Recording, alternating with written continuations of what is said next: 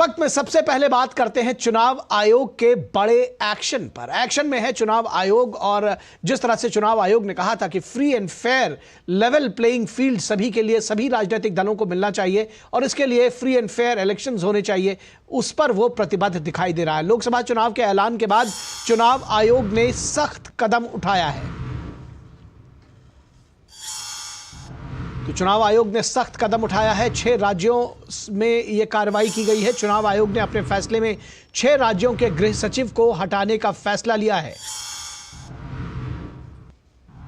साथ ही साथ पश्चिम बंगाल में भी यह कार्रवाई की गई है। गुजरात, उत्तर प्रदेश, बिहार, झारखंड, हिमाचल प्रदेश और उत्तराखंड में गृह सचिव को हटाने के आदेश जारी किए हैं। ये आदेश चुनाव आयोग की तरफ से जारी किए गए हैं। मिजोरम और हिमाचल प्रदेश में सामान्य प्रशासनिक विभाग के सचिव को भी हटाया, यानी कि ये 8 राज्य हो गए और पश्चिम बंगाल को मिला लें तो 9 राज्यों में कार्रवाई हुई है। चुनाव आयोग ने पश्चिम बंगाल के डीजीपी को भी हटाने के आदेश जारी किए हैं और कहा है कि शाम 5 बजे तक ये कार्रवाई राज्यों को पूरी करनी है। चुनाव आयोग ने पहले भी साफ किया था कि हर हाल में फ्री एंड फेयर इलेक्शंस होंगे।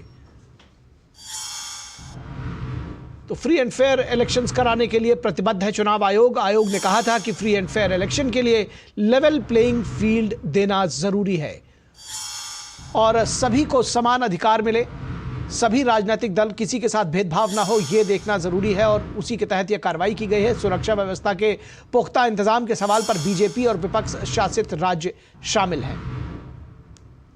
कई राज्यों में डीजीपी के सरकार की दूसरी भूमिका में भी होना बताया जा रहा है। तो डीजीपी पर भी प्रश्न चिन्ह उठाए गए हैं और इस पर भी चुनाव आयोग ने कार्रवाई की है। पश्चिम बंगाल इसका सीधा उदाहरण है जहां डीजीपी को बदल दिया गया। हमारे संवाददाता ऋषि कुमार इस पूरी खबर पर बातचीत करने के लिए हमारे साथ मौजूद हैं। ऋषि, कितनी बड़ी कार्रवाई इसको देखते हैं और कहीं ना कहीं इतना पहले एक्शन में दिखता नहीं था चुनाव आयोग, लेकिन जिसको कहते हैं कि एकदम शुरुआत में इस तरह का एक्शन लिया है। सभी राजनीतिक दलों को भी यह संकेत है कि उनके लिए एक लेवल प्लेइंग फील्ड सभी को मिलेगा। फ्री एंड फेयर इलेक्शंस कराने के लिए प्रतिबद्ध है चुनाव आयोग।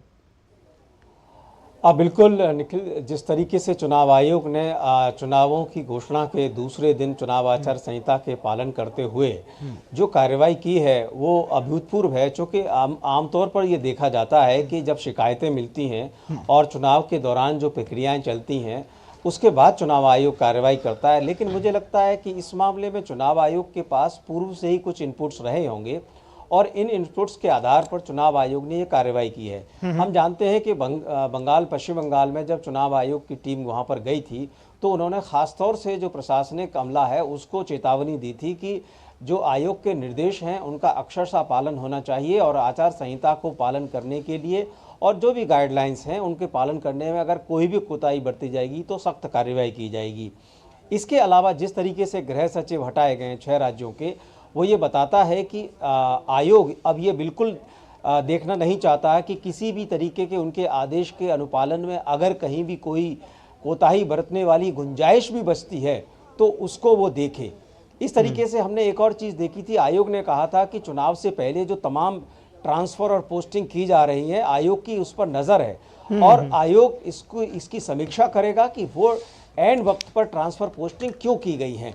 तो ये भी एक मसला होता है और आयोग ने कहा था कि इस पर आयोग संज्ञान लेते हुए अपने फैसले में ये तय करेगा कि उस पद पर कौन अधिकारी रहेगा। तो आयोग ने लेवल प्लेइंग फील्ड बनाने की जो शुरुआत की है वो बेहद शानदार है और जो उन्हें पीपल्स रिप्रेजेंटेशन एक्ट के तहत जो तमाम अधिकार हैं उनका उपयोग करते हुए उन्होंने ये इस्टेब्लिश किया है शुरुआत में ही कि आयोग पूरी तरीके से सख्त है और जो फ्री एंड फेयर इलेक्शन कराने की जो संविधान में उनको अधिकार दिए गए हैं, जो संविधान में जो उनमें मंशा व्यक्त की गई है कि आयोग को किस तरीके से चुनाव कराने हैं, उसकी ये प्रतिध्वनि मुझे लगता है और इसको आगे भी क्या तरीके से देखना चाहिए। जी बिल्कुल पॉजिटिव तरीके से देखना चाहिए, निश्चित तौर पर पॉजिटिव तरीके से देखना चाहिए और कम से कम वोटर्स को तो बहुत खुश होना चाहिए इसको लेकर के। ऋषि, आगे भी हम देख सकते हैं कि आगे भी इस तरह के एक्शंस होंगे। बिल्कुल, देखिए चुनाव आयोग ने जिस तरीके से इस बार 2000 से अधिक ऑब्जर्वर्स तैनात किए हैं और इन ऑब्जर्वर्स में जो सबसे बड़ी भूमिका जो 3M का जिक्र किया था चुनाव आयोग ने जिसमें कि मसल पावर और मनी पावर और एमसीसी का वायलेशन तो रहता ही है, और मिस इन्फॉर्मेशन। तो मिस इन्फॉर्मेशन के लिए अलग इंतजाम किए हैं, मसल पावर और मनी पावर के लिए खास तौर से जो आयोग के सामने बड़ी चुनौती है, जिसमें कि आज के समय में मनी पावर एक ऐसी चीज हो गई है जिसको कि कंट्रोल करना एक बड़ी ऐसी परिस्थिति है कि आयोग ने पूर्व में जिस तरीके से तमाम जब्ती की है, कैश जब्त हुआ है और काइंड में जो चीजें होती हैं, सोना होता है और जो तमाम आभूषण होते हैं, जो ड्रग्स यहाँ तक होता है, ये सब जब्त किए जाते हैं, तो इसका भी बड़ा असर पड़ता है, क्योंकि चुनाव को प्रभावित करने में जो कैश और काइंड का जो भूमिका है वो दिनों दिन बढ़ी है। इसीलिए आयोग ने 4M का जो सूत्र दिया है उसको पूरा अगर वो करना है, और उन्होंने कहा है कि उनकी मंशा है कि 100% इसको हम पूरा करेंगे कि 3M को कंट्रोल करना।